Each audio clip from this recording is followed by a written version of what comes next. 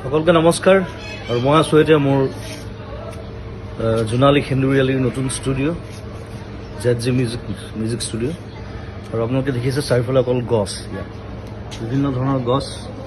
মই ষ্টুডিঅ'টো বনোৱাৰ আগতে গছবিলাক লগাই লৈছোঁ আৰু এই গোটেই বছৰটো আমি ঘৰৰ ফল মূল খাইছোঁ, চব্জি খাইছোঁ ষ্টুডিঅ'ৰ, আৰু এটা সম্পূৰ্ণ গ্ৰীণ পৰিৱেশ। ঘৰটো মই গ্ৰীণ ৰাখিছোঁ সেইকাৰণে যিমান পাৰি ষ্টুডিঅ'টো। আৰু সম্প্ৰতি এটা হুলস্থুল এটা চলি আছে গছ কটাক লৈ। বিভিন্ন জেগাত দেখিছোঁ ডাঙৰ ডাঙৰ গছ কাটি দিবলগীয়া হৈছে, ৰাস্তা বনিছে, তাত কিবা বেলেগ বস্তু বনিছে। গতিকে আৰু চৰকাৰে কৈছে যে আমি গছ কাটিছোঁ যদিও আমি বিভিন্ন ঠাইত গছ ৰুইছোঁ তাক বেলেঞ্চ কৰিবৰ কাৰণে।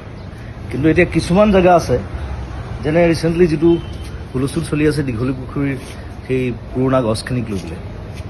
এতিয়া সেই গছখিনি হৈছে গোটেই দীঘলী পুখুৰীটোৰ সৌন্দৰ্য।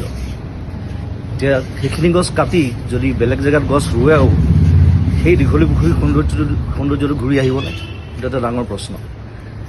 ৰিচেণ্টলি দেখিলোঁ আগৰতলাত পুৰণা গছ নাকাটিবৰ কাৰণে ফ্লাইঅভাৰৰ পেটাৰ্ণ সলনি কৰা হৈছে। গতিকে সেইটো বস্তু আমাৰ ইয়াতো সম্ভৱ মই ভাবোঁ।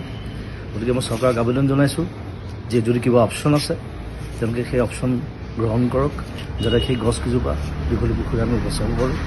সেইটো মোৰ ফালৰ পৰা অনুৰোধ, সমগ্ৰ অসমবাসীৰ ফালৰ পৰা অনুৰোধ। আৰু ধন্যবাদ জনাইছোঁ সকলোকে। আৰু এই যিটো আমাৰ বিপ্লৱ চলিছে গছ সংৰক্ষণ, গছ বচোৱাৰ, তাত সকলোৱে সহযোগ কৰক। ধন্যবাদ, থেংক ইউ, বাই বাই।